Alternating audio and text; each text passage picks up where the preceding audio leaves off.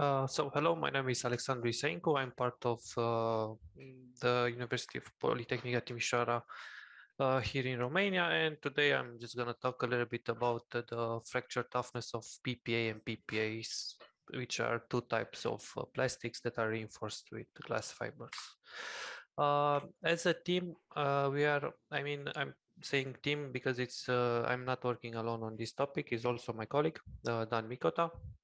We are in collaboration with Solvay, of course, the university, and also Vitesco Technology, which is an automotive company, and they're gonna benefit in the end from this research.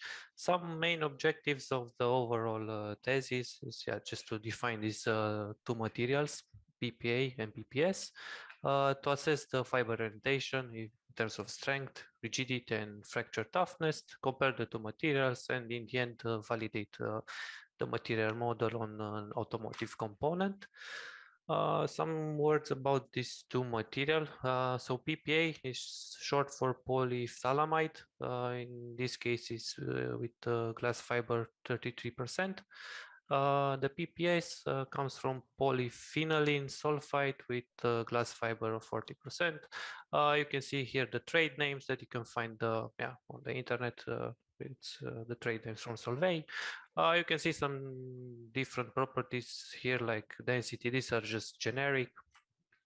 And they are mainly used in automotive, electronics, consumers, and industrial application. And it's all the plastic they try to replace all kind of metallic parts in all kind of components. As a background, we already did some tests in order to determine the mechanical behavior. We did tension tests at different orientations.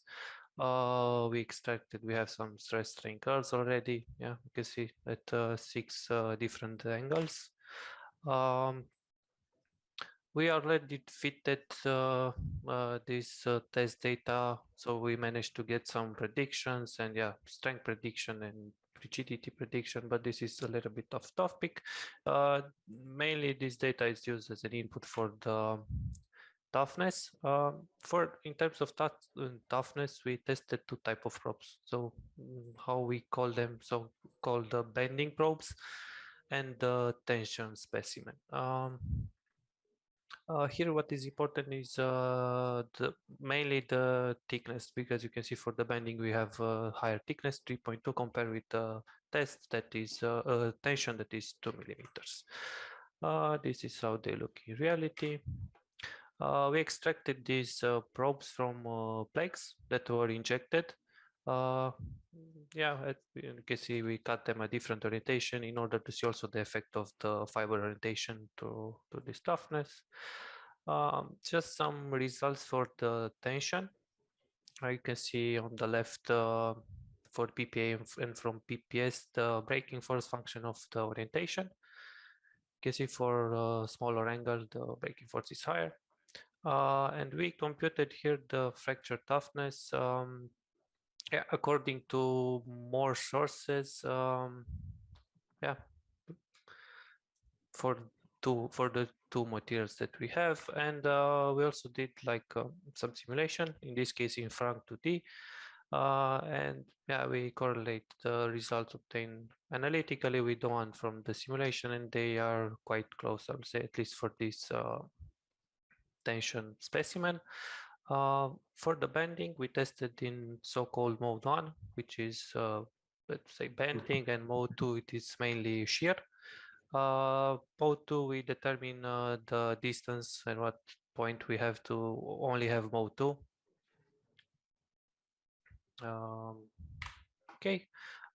Here I will say we have just some preliminary data, in the sense that we tested not so many probes and the results are a little bit weird, so there isn't like a clear trend.